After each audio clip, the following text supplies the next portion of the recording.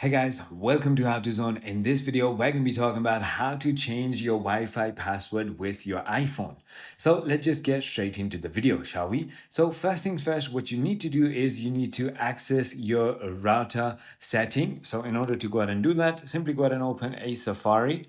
Once you've opened Safari, all you need to do is on the browser, simply go ahead and search for your router's IP, which is often going to be 192.168.1.1 or 192.168.0.1. Make sure you try both of those. So I'm just going to go ahead and enter one of mine.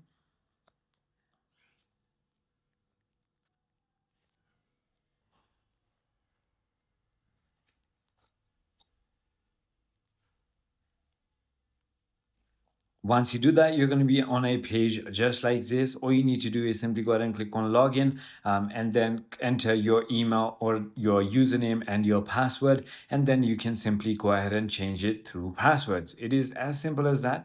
I hope this video clarifies everything for you. If you have further more queries, feel free to comment down below and I'll see you on the next one.